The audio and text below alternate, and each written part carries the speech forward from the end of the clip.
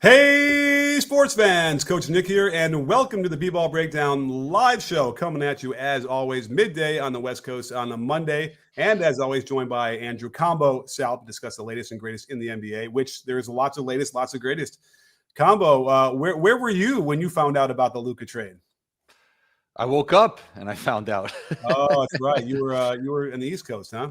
Yeah, I woke up and I found out, and I saw a whole bunch of text messages, and it kind of hit me off guard. I'm like, what? Luka, AD? And then I look at the phone and I kind of check Twitter, and then I made sure I went to go to my archives to show that I actually predicted Luka would end up in LA. So you could check that out on 1-2 Combo's IG page. Oh, only on IG? You didn't put it on Twitter?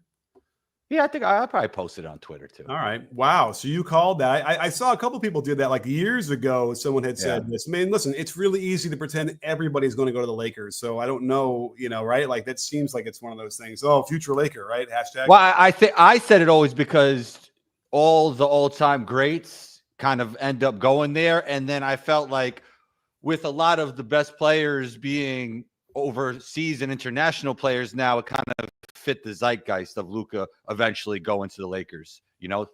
That's why I kind of predicted it. Okay. Fair enough.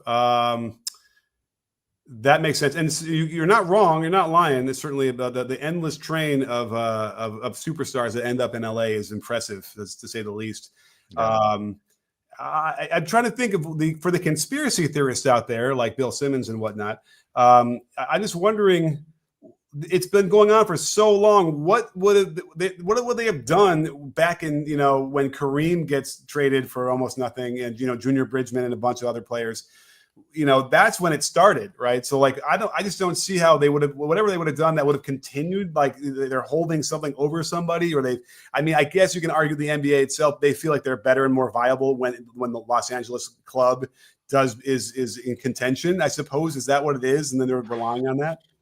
I mean, this trade seemed a little crazy though. So I don't know if I believe the conspiracies, but it doesn't seem like Nico did what's best for his franchise, and it seemed illogical. And in my opinion, it seemed personal. Yeah. Well, there's a personal relationship between him and Pelinka. Nate Jones is on Twitter, friend of the Breakdown, sort of discussing, his insight into knowing Nico for a long time. And, because remember, once it gets out and that they're going to trade him, then Luka can kind of dictate terms because he's got a player option, and teams are not going to want to trade for him if they figure he's not going to re-sign. And this is what Jimmy is doing right now, right? Jimmy Butler. By the way, remember Jimmy Butler? Remember that whole thing? Go watch that video. It was doing so well, and now nobody wants to watch it. But that's the worry. And Butler is in limbo. Butler could ultimately end up just having to opt in for $50 million and maybe not play. I don't know what they're going to do with him. They might not be able to trade him the way this is going. Yeah. And by the way, not that they wouldn't be able to trade Luka, but then once Luka is involved in dictating where he wants to go, okay. It would have been more. It would have been more of a mess if they checked the market, right? Luka would have found out probably, but you would have got more. Right. Like you would have got more. With all due respect to Anthony Davis, 1 first-round pick. Right. Well, PG-13 got 5 first-round picks in SGA. Right. PG-13. Rudy Gobert was 4, I think. Right. So Mikal 4. Now, I mean, they did get AD, which is, I mean, okay. So my buddy Brian was trying to convert AD into picks. Like, okay, what is he worth on that end? Is he worth 4 picks? But he's not worth 4 picks like in the vacuum, because he's also the asset himself that they need to have on the court. So I don't know if I look at it that way. It's an absence of picks. It's an absence of a future, that they can leverage off of the Luka thing. So it ultimately is a problem. And listen, everyone is all the Mavericks fans are just sort of unconnected to the Lakers, and they're saying that AD is broken down more than Luka is. He played 76 games last year, and he didn't miss very many this year. He might have gotten over that. To the Mavs fans' point, though, AD has had an injury history and a conditioning history. He's not the most well-conditioned guy ever. It's been good lately, for sure. But if that's your complaint about Luka, and then the guy you bring in is AD, I mean, that's not a polar opposite when you're talking about conditioning and injuries. Right. And also at different parts of their career. So I did get a little bit of a hostage situation feeling from Nico, like blink 3 times if if you need help in that press conference. It did feel a little bit like, they had to rehearse what they had needed to say, and that feeds into this. Like, did Silver make him do it, and like they needed something to inject into the season. I don't know. Talk about rehearsed. He hit them with the biggest cliche in basketball history: defense wins championships. I mean, if that's not rehearsed, I don't know what is. Right. And by the way, I might be more intrigued by the Mavericks now when you go Kyrie, AD, and the rest of that team. And then all those athletic forwards they have, like there's something there. I'm interested in that. Maybe am I more interested in that than the Lakers? I mean, I don't know, man. I mean, look, do they have a better chance now than with Luka coming back eventually? I mean, they just made the NBA Finals with this team. I know. I mean, it's a little bit like what they did in Minnesota. They got to the Western Conference Finals. They were building something, and they just trade Cat. In a way that they had figured out some issues. And I thought that the last thing they needed to do was inject Randall into that situation for Cat. So there's some people asking some questions. First of all, yes, I have to do a Mavericks video. If you haven't seen it, the Luka LeBron video I released yesterday afternoon, please go see it. I don't think you're going to get notified if you're a subscriber anymore. I think that they've kind of gone away from that. So you just got to just check my channel often. I make 2-3 a week ideally. But I'm going to get to the Darren Fox. We have to get to that in a minute as well. Wrap my head around that. You can help me do that too in real time. But there's no question, like, where AD is in his career. Yeah, he probably, I don't know how many more years left, but if you factor in all the injuries, he's probably not really 32. He's probably older than that, right? His body is older than that. And so you have to wonder how many more prime years we're going to get, because you would imagine they would have gotten any other player in the league except for Jokic, except for Wemby, except for Giannis, right? Anybody else would have been on the table for Luka, wouldn't you think? Oh, SGA. I mean, you mean other guys that are untouchable? Yeah, those are the only 3 that are untouchable, I think. I mean, everybody thought Luka was untouchable, right? But if you're gonna trade Luka, they could anybody but OKC, Denver, and Milwaukee. Yeah, and that too. I mean, I don't think they would trade. I don't think either team should make that trade, right? When you're talking about those 3, like if I was those franchises, I would just keep my guy. I mean, he's there already. They're doing great, and And fairness to Luka, by the way, he's not a terrible defender, but when he's banged up the way we've seen him, that was when he was really bad, and then they was getting blown by. He couldn't move real well. I mean, they went to the NBA Finals, and Kyrie and Luka were banged up. I think Kyrie had postseason hand surgery, so I don't know. He was definitely banged up too, and they don't tell you, which is kind of frustrating. It's the same thing with Jimmy Butler, who was clearly banged up in those finals, and just was half of himself, and they couldn't compete.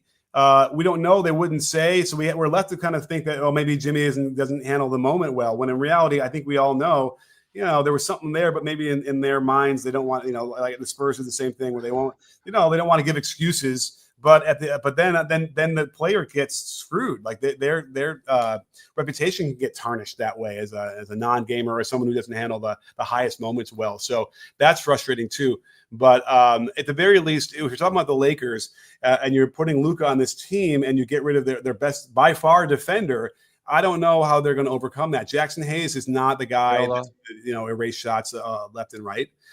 They have Vanderbilt's back, and can they clone him? I don't know. Other than that, how is he going to handle that? He's going to be running around a lot covering for people. Well, yesterday I was doing a Knicks pod. Basically, we obviously had to talk about Luka and AD as well, but I would say that I think the Knicks are posturing for a trade with Mitch, kind of ramping him up right before the trade deadline. And then I hear today that he's a guy that the Lakers are looking into when it comes to a trade. So obviously they're going to look for another big in the trade market. So that's obviously the first need for them, is they need a defensive big man for sure. But I mean, look, Luka and LeBron, we haven't seen a duo with the passing ability of these two ever on the same team, and the IQ. Definitely. And go to Go to the video. I do some cool, edits. I don't know if you saw it yet, where like, Yeah. LeBron throws it and then Luka catches it and then That was a great video. The only thing is, though, I don't know if Luka would like play the high post, right? Like, what do we got to do? He's got. I mean, he does a little bit, right? But man, if they were getting him there, because of the Lakers' offense runs right. I think you had some things where Luka was setting screens. I don't know. It's like it's almost like asking Harden to do that. Like, yes, it would benefit the team, obviously, right? Right. And we even seen Luka do it in Europe a little bit. He used to move off the ball a little bit more in Europe, but now it's like you never see him playing the pinch post, or the high post. Yeah, well, I thought I had a couple clips in that, like out of whatever, but maybe not. But the Lakers do it, so he might have to try and blend in. But they won't have any fancy offense with those guys. He's gonna have to spread. Exactly. Those guys are just like LeBron and Luka are just gonna be hooping, and there's gonna be some fun moments for sure. Yeah, absolutely. So that'll be worth it, as long as Luka can get back into shape. And he actually didn't look. There were some pictures from the season where he looked heavier than ever. But coming off the plane, he didn't look that way to me last night. Some of those are photoshopped, right? Like some of them. I think that you're right, because I was like, I never saw it. Like the neck is getting thicker in a way that it's like it doesn't match what I'm seeing in real time. So, but it's interesting, and we're going to finally get probably some little drip about something about why they did this. What was so wrong about Luka? And there's something wrong, right? The Mavericks were upset, like they didn't want to be in the Luka Doncic business anymore. And that's and I don't know. Okay, if you're running the Mavericks, Coach Nick, and you just seem not to, maybe you don't like the guy or something. Maybe he does come to practice when he wants. Maybe he does come a little bit out of shape. That's something you could deal with when your player that you have is first team All NBA 5 years in a row, and he's 25 years old. Yeah, like things you have to deal with that. What? Like when the player gets to that level, then it's built in. You're like, all right, they're going to have control like LeBron, and it was funny because the Jimmy Butler thing, you heard Wade and like Haslam say, oh, we've been hearing that Jimmy's been trying to, that's not the way. That's not the Heat way. He's taking special planes, doing all this stuff. And why are you letting him do that? That's why we're here. I'm pretty sure LeBron was doing that, or was he trying to do it and they were like shutting that down? I heard part of the reason that he left, obviously not the only reason, is that they weren't letting him bring people in the plane with the team, and things like that. So I think they were probably stricter than the way he had it in Cleveland. Yeah, but okay. Yeah, that's what I remember. But then I feel like maybe it was, but if maybe not, it loosened up with Jimmy. So now Jimmy's doing all those things that LeBron couldn't get away with, and it was a problem for some of those vets. But I don't know if Luka, that doesn't sound like Luka's thing. That's not. No. I mean, necessarily, but all right. I mean, I talked to some people around Dallas, and it's kind of like the same thing that Tim was saying, right? It's like, he kind of comes to things when he wants. He comes out of shape. They felt the ball was moving better, and they were playing better, supposedly, during this stretch that he wasn't playing. With all that said, though, they just made the finals. I know. With him. So, you can't go by regular season when you're evaluating this. And that's funny. It's funny.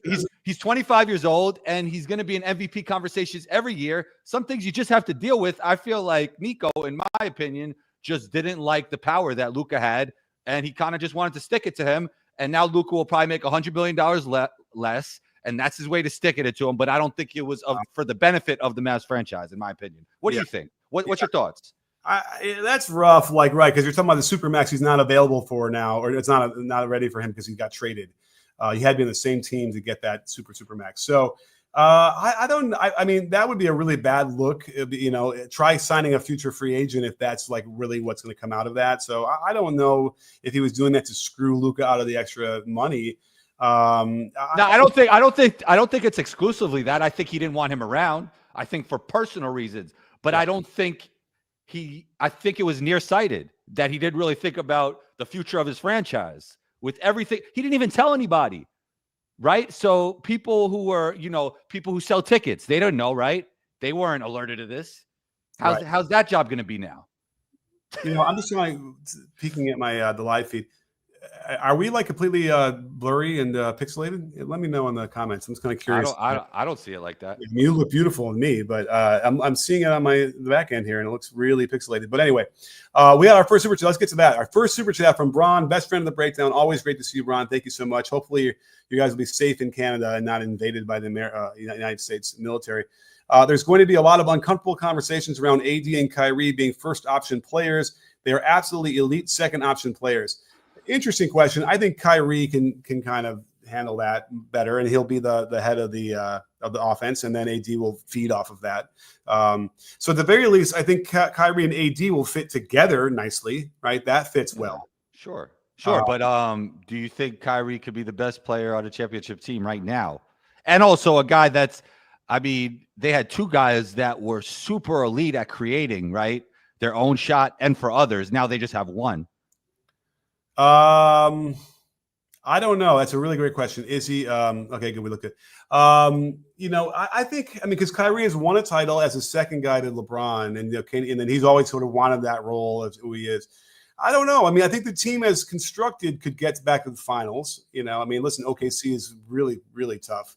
But who else now? Because remember, AD is AD. That's the thing. He's a top 6 player? 7? 10. Top 10? Okay. Yeah. There's probably like 6 international guys better than him. Well, so Luka's 4th now? Where's Luka? 3rd? I think Luka is 2nd or 3rd. I mean, look, Jokic clearly better.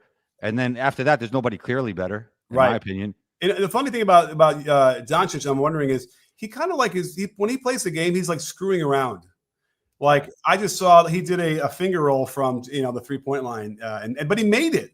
That's the thing. He screws around and like almost like he's just this game is too easy for him. And but I actually, to be honest, as a coach, I actually kind of like that. He there's another thing where I forgot who it was. Somebody was getting into his face. It might have been like last year, and he's just laughing at him the whole time, right? Devin Booker. Yeah, maybe it was Devin Booker. I mean, Devin Booker had lost it. He was triggered and whatever. And he's like gesturing. He's in like nose to nose. And Luka's just laughing the whole time. It's like, because he knows he's got him. Like, mentally he's broke. That's it. He's done for that game. But, that kind of attitude, that's inspiring, like in a way from a player. Like if I was on that guy's team, like I know he's there and nothing's going to bother us. We're going to be able to, play.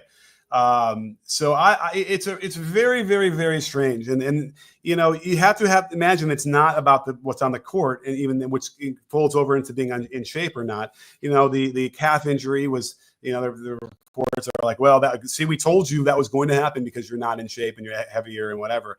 But again, that doesn't mean you trade somebody like that, even if it's been years of telling him he's not listening. I don't know. How would you grade this trade for the Mavs and the Lakers? Because it's interesting. ESPN had they had the Mavs at F and they had the Lakers at A. Well, the Lakers being able to get Luka and only give up 1 first-round pick is huge for a lot of different reasons. Now, again, you're giving up AD and your only defensive presence. But from a trade asset standpoint, yes, you got to say the Lakers won it.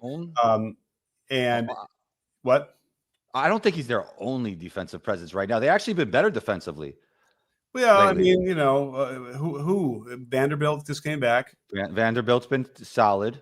It ain't LeBron. I mean, Finney Smith. Yeah. I mean, just overall, they look better defensively, like the whole team. And I mean, AD was there the whole year, so yeah, they had.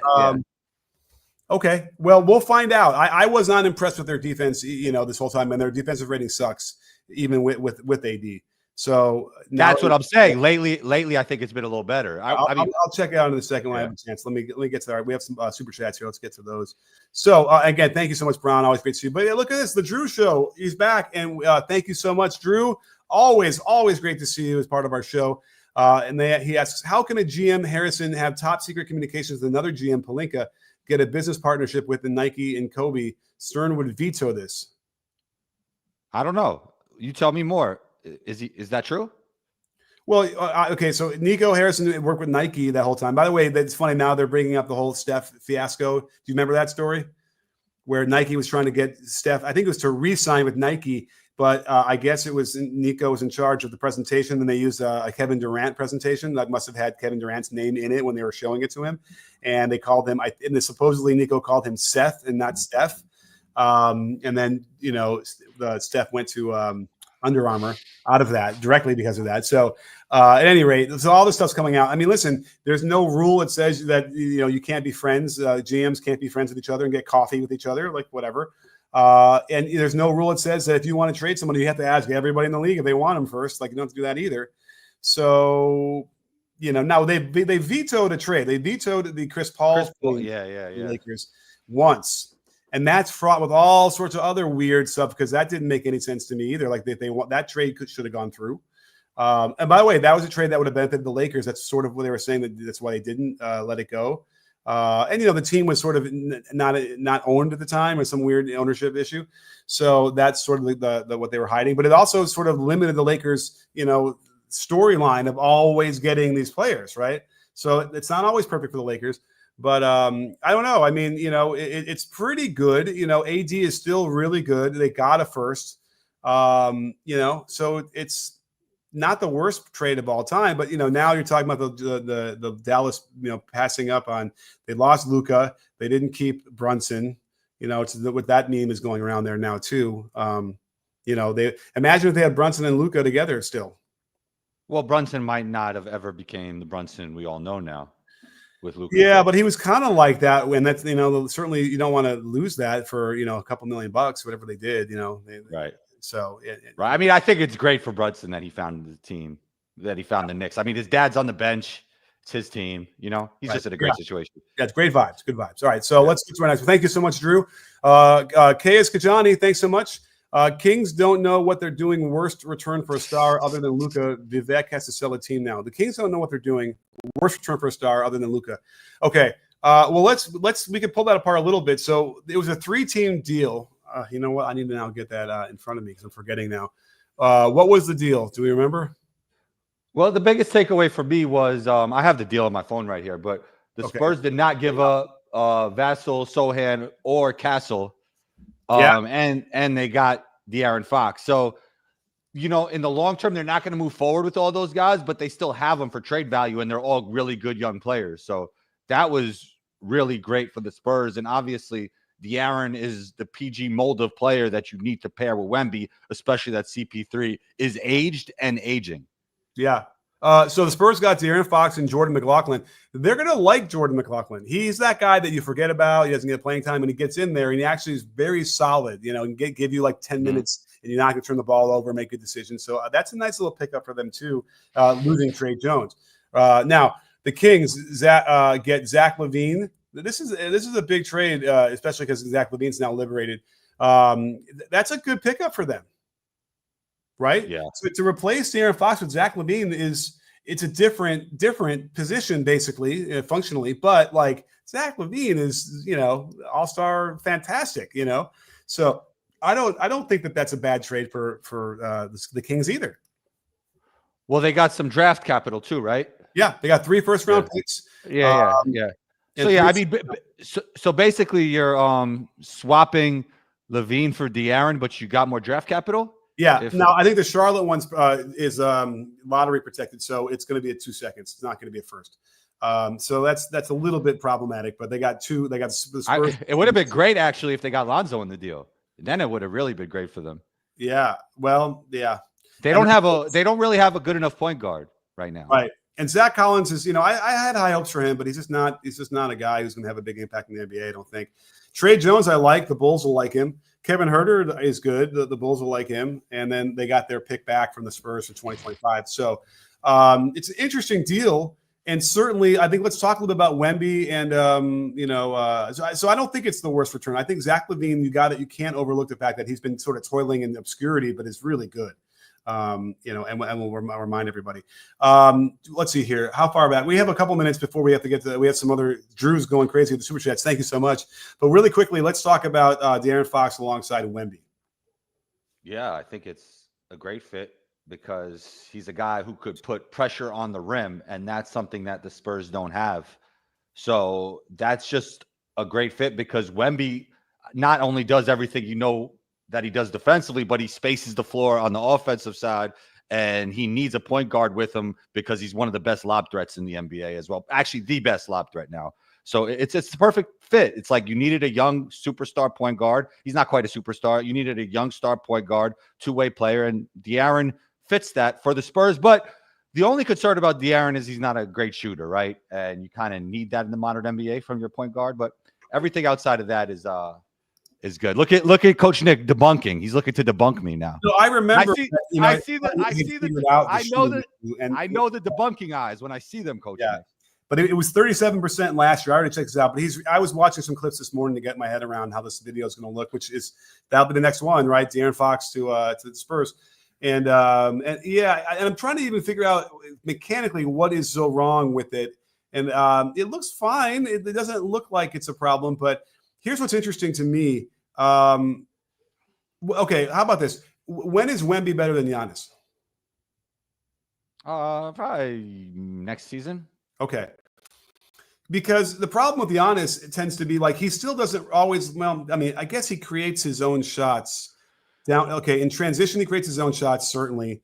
But even in the half court now, we're still seeing him do a lot of the power forward and 90s stuff, a lot of ball screening and whatever. He does post up a little bit, but Dame is still, he's not the guy, but Wemby can do that, right? Wemby can put the ball on the ground and be shifty at that height and create shots for himself as well as Giannis, right? And probably by next year we'll be better at that. I think that's where I'm getting at here. Yeah, I mean, he creates his own shot better than Giannis from the mid-range and the perimeter, obviously. Right. So it's like, you look at like, oh, we need a traditional point guard alongside Wemby, but you don't necessarily, because Wemby can be that ball creator as well. And right, I think eventually a year or two, I think he'll be a lead guard, but that's the position he could end up playing. Well, you need somebody who's at least a combo guard that could take on that responsibility whenever you want, because he is really good off the ball as well when it comes to being a lob threat and all that stuff. He could catch and shoot. He's going to be able to post, and that'll probably be a improving part of his game over time. So he's not going to bring the ball up every time, I mean, you kind of want to like. If Luka does, I mean, if Jokic does it, then he could play. But Jokic is the greatest passer to ever live. It's like Wemby is not. Wemby throws dimes, man. He throws stuff too. I haven't seen it much this year, but I remember I saw it last year. So you think the best version of Wemby is using him like Jokic? Well, you talking about like on the high post? Yeah, and to be fair, Jokic has Jamal Murray, so it's you need that guy. Even with Jokic, you need that guy that could kind of handle the ball too, because Jokic does so many things well, like Wemby does so many things well, And Jamal Murray can shoot. He certainly can shoot better than Fox. Right. So that is a concern fit wise, is that I don't know if a bad shooting guard is the best thing around Wemby. You know what I mean? Not that you ever want like a bad shooting guard or maybe that makes it easier for the guard to not be a great shooter because Wemby can't space it himself, right? Yeah. I mean, I'm trying to think like we're going to see Fox getting downhill and then the lobs to Wemby. We'll get that kind of stuff, and then Wemby will draw. Transition will be fun for sure. Yeah, so you'll see. I mean, listen, Fox is a terrific player. I mean, athletically, is he as explosive as he had been? Or he doesn't look that way to me this year for some reason. A lot of the stats say he's the fastest player in the league. All right, I just started digging deep in there. I owe the Kings from when they got changed coaches. And by the way, the Kings were doing so well after they changed coaches like overnight. And so I'm trying to. Well, Mark Jones is going to come on. We're going to break it down, and then I'll do a whole video on it. But getting back. Oh, let's get to some of our other super chats. We got them coming up here because we have a whole bunch. Let's see here. Where are we here? Okay. The Drew Show. Thanks so much, Drew. Always so generous. I really appreciate it. Always great to see you. One day we'll find out who Drew is. We'll see. Cuban was caught by surprise, but he had to sell his controlling interest because he got in trouble with the Odyssey crypto exchange. I heard that this morning for the first time ever. I was unaware that had anything to do with anything. Have you ever heard that before? I've never heard that before. Is that the Drew Show in the picture? Is that him? Is that Drew? That's Drew Carey. What? That's Drew Carey in the picture. Oh, okay. Go ahead, though. Multiple class actions and possible SEC charges needed the. Where's the rest of this? Needed the. Oh, I don't know, but he finishes his comment in a second. So I guess he's caught by surprise and he had self-controlling interest because he needed cash because he got stuck. I didn't hear that at all. I don't. I'm sorry. I guess we're spreading something that may or may not be true, but it was interesting that he did sell controlling interest. He still has, I think, part of it, right? But he's not involved in this kind of stuff. And there's some weird stuff about the Adelsons as well, about them and like Vegas and like casinos in Texas and yada yada and political stuff. I don't know. It gets kind of far fetched pretty quickly, don't you say? When you're looking at those kind of conspiracies. Yeah, I mean, I haven't heard any of this, Coach Nick. So yeah. So, but it is weird, and when it's weird like this and a little bit unexplainable, that's when all this stuff and an absence of information, these things take hold. And I get it. I get it. Listen, you want to talk about JFK? We can do that too, but at the end of the show if you want. But all right, he's got another super chat. Thank you, Drew. I mean, you're the best. The Adelsons are rookie owners. Cuban would have provided oversight. Harrison acted as de facto owner with dealing under the table. His own words, right? I think this is fair though. Yeah. I mean, look, you don't tell anybody. He has that kind of power. It's kind of crazy. Right. For Luka Doncic, Luka didn't know. I mean, well, that's probably the least of it. Right. Well, AD and LeBron are really tight, right? So if Pelinka went to LeBron and said, "Hey, we got this trade," LeBron might have said like, "No." Well, I don't know if do you think he says no because with his friendship with AD? I think he says no. Or do you think he says, "Well, crap, if you lose AD, we're already 21st in defensive rating. We're not. How are we going to defend?" He might say that, and certainly he might say to himself, I'm not defending anymore." It's almost like they wanted to rush into this and they didn't want anything to delay it. Right. And they just, you don't want to take a chance. You don't know the answer. You don't ask. And that's probably what happened with this. So, I don't know. And we might not ever find out what really went on behind the scenes here, but there's more. I think there's more to the story. That's not a hot take. And at some point someone might figure out something and start whispering, and then we'll. Hey, did you hear what Russillo said? I forgot. I saw him, but I forgot. What did he say? They were making fun of him, right? He said that if Luka Doncic was smoking a cigarette while dribbling the basketball up the court, that's okay. I would still want to sign up to the Supermax. Like, where could we sign you? Exactly. The Supermax. That's hilarious. Yeah. I mean, that's honestly like encapsulates how I feel about the situation. Right. Which is alluding to Michael Finley taking his beer out of his hand after they won those playoff games. Which is, because it's like, what is he doing that's keeping that weight on, and if he's not like taking it seriously, it's probably drinking beer. Yeah, I mean, I think it wasn't that about that particular beer. I think it was that it was out in the hallway and there was cameras there probably. I think that was the reason. Yeah. Maybe, but fair enough. But listen, there's nothing wrong with having a beer. He probably burned 5,000 calories that night. So, whatever, but something's up, right? Something's up with him. And unless they know that something like maybe like with his metabolism or something, he'll never be able to get, I don't know, because, he's an MVP level player, whatever he is. Yeah, regardless. So it can't be that. It's not that he's not in good enough shape. How do we say this? The Werbrown. The Werbrown 19. Thank you guys so much. Appreciate it so much. The very generous of you. You guys are tripping. Kyrie, Clay, PJ, AD, and Lively. That squad is legit. Now, who is tripping? I'm the one who's saying I'm more intrigued by the Mavericks than I am by the Lakers. So I'm not. I guess I'm tripping. Barring injuries, we'll revisit when the Mavs are in the finals again this year. He might be talking to the comments as well, which is it's filled with people out there. Love to see it. I think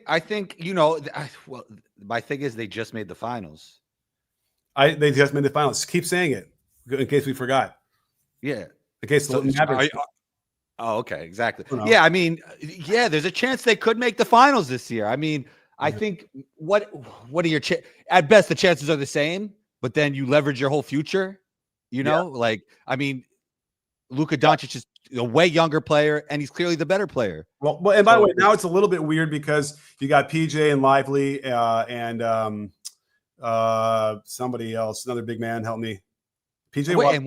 Wait a second. I think Gafford or PJ's on the. Yeah, but they were like on the trade market recently. Right. And I they think might make another move. You Yeah. can move Gafford now. I mean, now they're kind of as a glut at that position in a little way. I guess PJ's not in that position, but Gafford, Lively, AD. I mean, I know AD wants a center next to him, so I suppose I'll just use both of those and platoon them across those minutes. So, all right, never mind. They'll keep him, I guess. I haven't really thought about the Mavericks Yeah. yet. I got to wrap my head around that. And also PJ, AD, and Lively is interesting because it's hard to play in the modern NBA with three guys that aren't spacers on the court at the same time.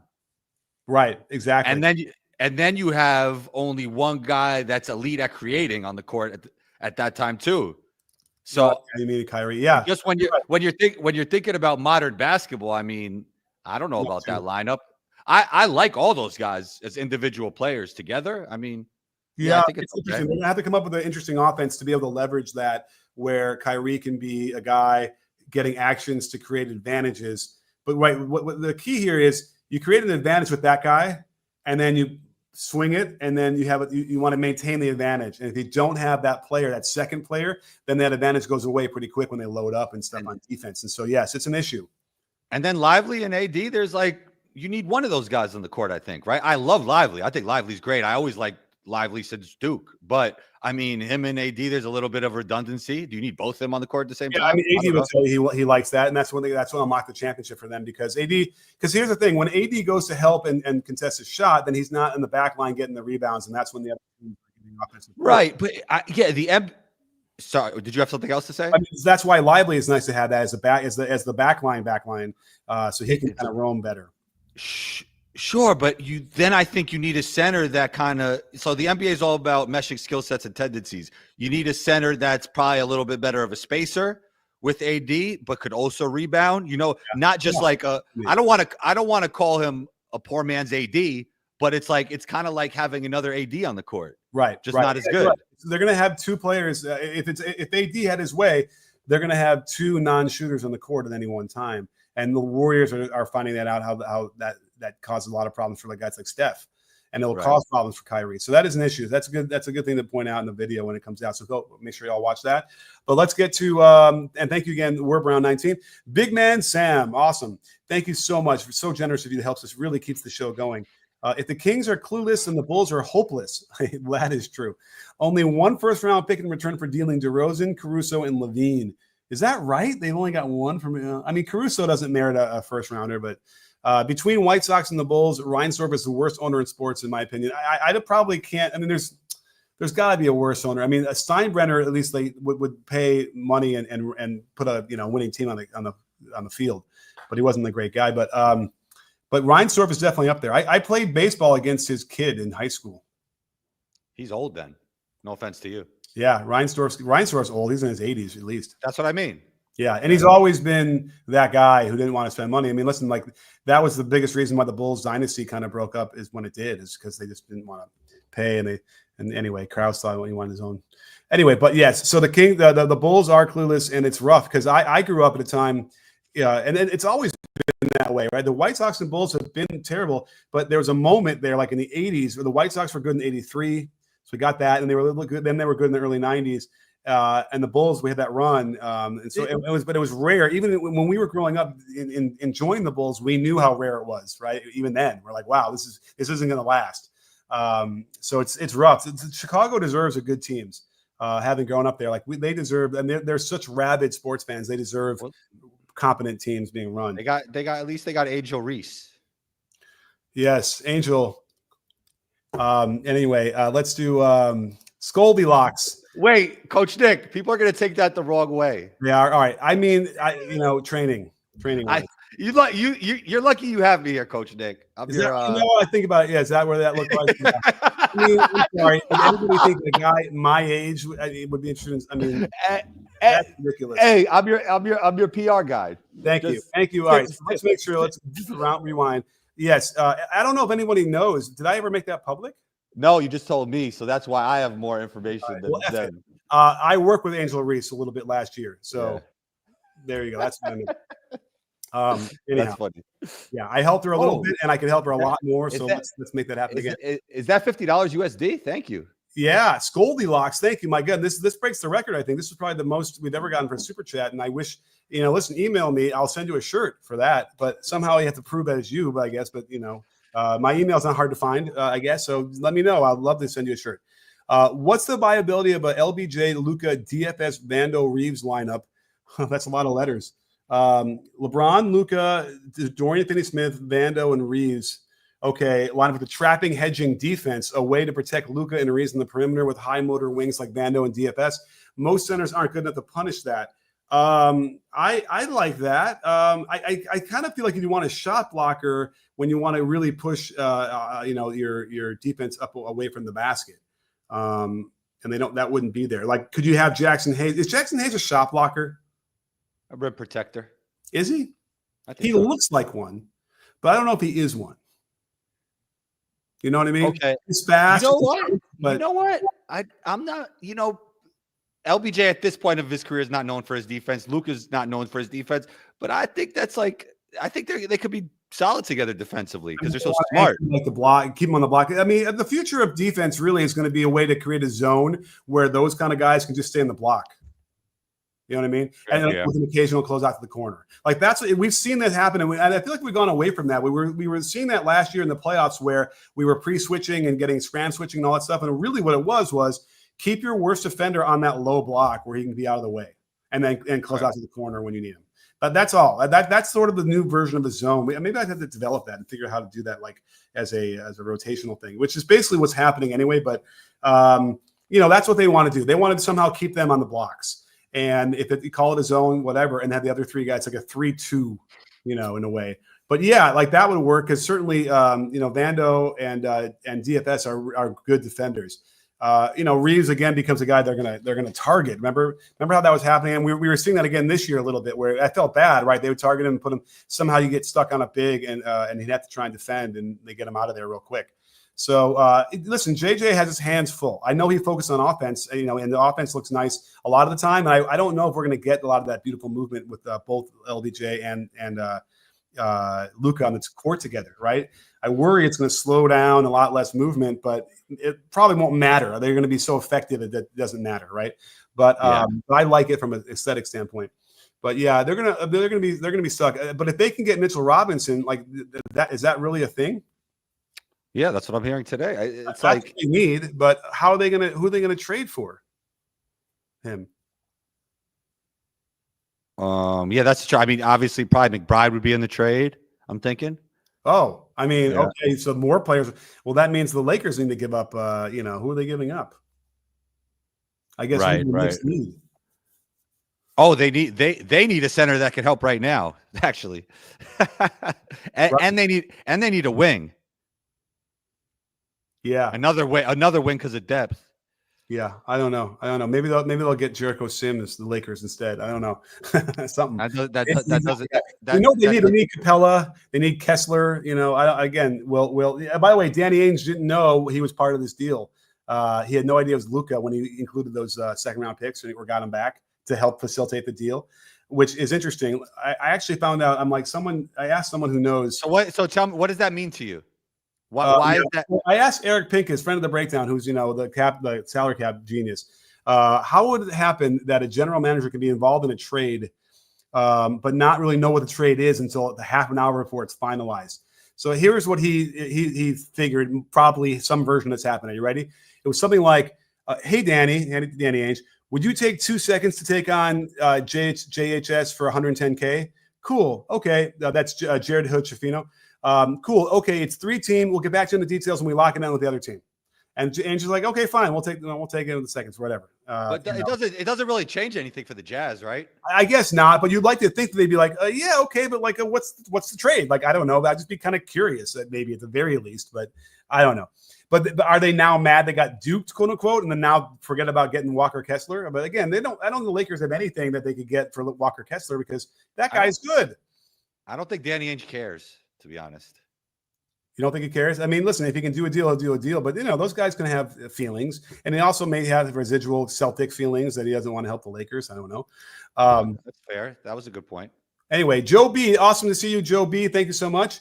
for a really, really generous of everyone here. What a great conversation we're having. And you know what? Well, we go a little bit longer. What still floors me is that we see the likes of Rudy Gobert break the trade market a few off seasons ago.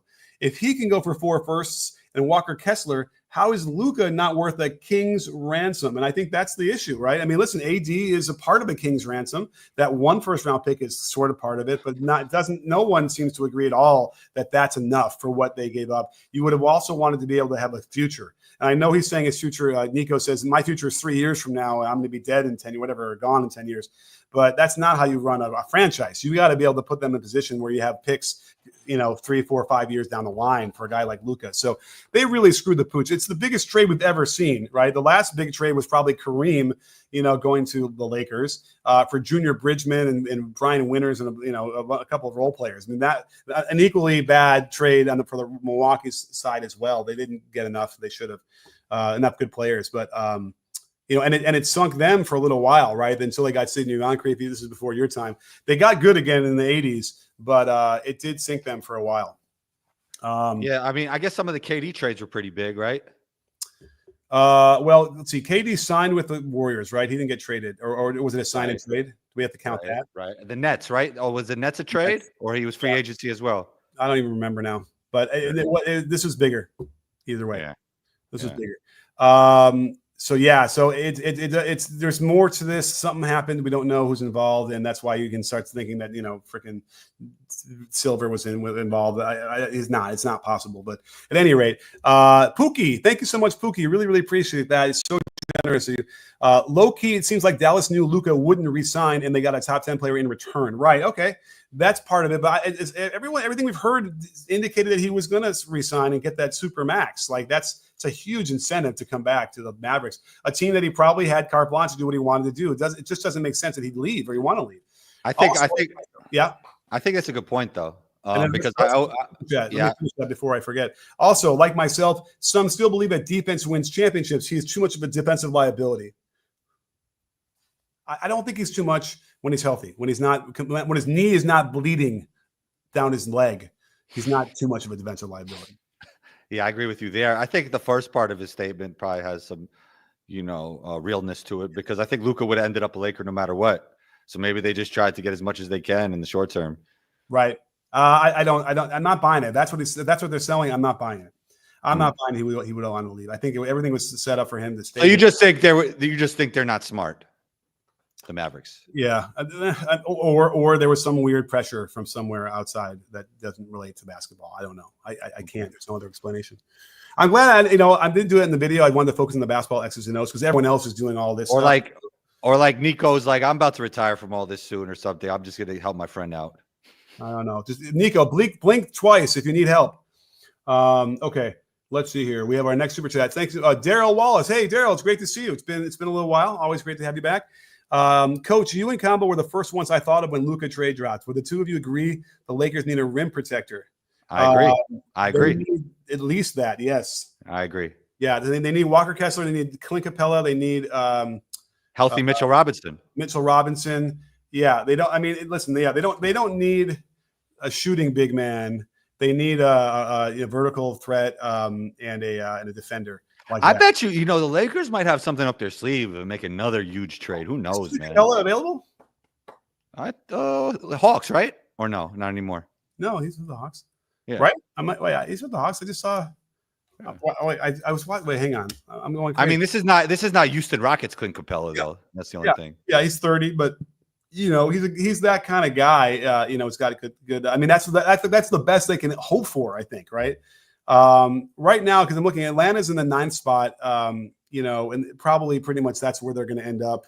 Really no hope to win a first round series. So, they might start to look at some things and sort of leverage the future a little more. But so they need a rim protector. So I would think it's in that mold of Clint Capella, Kessler, Mitchell Robinson. Who else is there? I don't know if they have enough. I don't know if they have enough to get Kessler though. Yeah. If they, by the way, what if they did? They got Kessler. Well, I guess we'll have to see what they had to give up. I think they're title contenders, legit. Yeah, Kessler. That would help. But they give up Reeves and I wouldn't give up Reeves. I don't know. It's tough. Right. I don't know. I mean, I guess now you have Luka and LeBron. I mean, yeah, if you could get Kessler, you give up anything that they want. It's basically what you say. Because you need that. Don't say anything because we don't know what anything means. It means Luka Doncic I mean, night. except for Luka and LeBron. Yeah. Okay. Listen, they might trade LeBron. That was also going around, right? Yeah. Well, he's saying he won't waive the no trade thing. So does he have a no trade clause? Yeah, that's what he said. Yeah, that's what they said. So he's not going to. He's not. I think it's only him and Beal, if I'm not mistaken. Right. Okay. I forgot about it. I mean, that makes sense. All right. Joe B, thank you so much again. Joe, back again for another super chat. Really appreciate this. Maybe it's not so much Luka not re-signing, but more the prospect of him forcing his way out after the way KD and Dame did. Hard telling from here. I mean, okay, I guess, I don't know. If I were a GM, I guess I'd kind of wait until we got to that point just to know that that's what's going to happen. Like to preempt a possible forcing of the way out, it seems tough. But they obviously, part of it, the secrecy was that they could, have the terms they wanted and not have Luka, getting the leverage, which, again, it points to something about Luka that they really were not happy about, I guess. I don't think they liked that he had so much power and he could do whatever he wants. Right. All right. Well, if you let him have the power and then you're unhappy that he has it, then there's something going on there. But I'm anxious to hear if I can get some, back end information about that in terms of what was it? How influential was he trying to be? I told you what I was hearing, which it still doesn't make sense, but it's like he was kind of showing up to things when he wanted to show up to them. He was out of shape. They felt the ball was moving better when he wasn't playing this regular season. Things that you're talking about, unless you're talking about practice, then I don't know if that matters to me. Does all this to me, Coach Nick Combo. All this doesn't matter. I keep Luka Doncic. I'm telling you what people that I know around Dallas were saying around him. I mean, what are events? Events like charity events, or are you talking about like practice? Yeah, stuff like that. Like any team thing. Like he kind of comes when he wants and stuff. You know. Yeah. But to me, to Combo, it doesn't matter. I'm just telling you what they're saying, And there are people who have certain personalities. Like if you're not social, then you don't want to go hang out with all those things as much and whatever. I'm talking about team things, like not like practice. Yeah.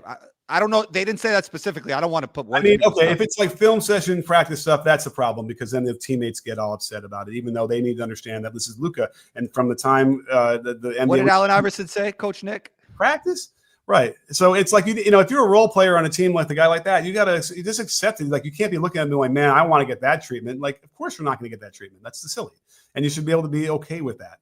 But I don't know. And if you're not okay with it. Like that, goodbye, thank you.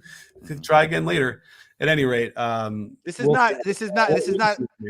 not high school basketball where everybody has like the same rules, and even at that level, the best player gets things. Yeah, I mean, listen, would I give favorable treatment to a player who was like a really good student and played really hard in practice, whatever? Like, yes, like you earn certain areas where you might get some leeway if something else happens where we got to give you the benefit of the doubt for something, right? But if you're always the guy who isn't doing that at the high school level, then you don't get the benefit of the doubt as much, and then it might seem like it's not fair or equitable, but it's like you earn those points, and then you can spend those points if you need them. Like that's how I always looked at it, and I think that was fair, and it was incentivizing to the players to do those things, to do the right thing. But at any rate, and then the other rule is never have a list of violations that if they do this will happen. Just have a general expectation so you don't get painted into a corner with some decision you made before the season started and you can't get out of it. So at any rate, I got to go. I got to do my political podcast, man.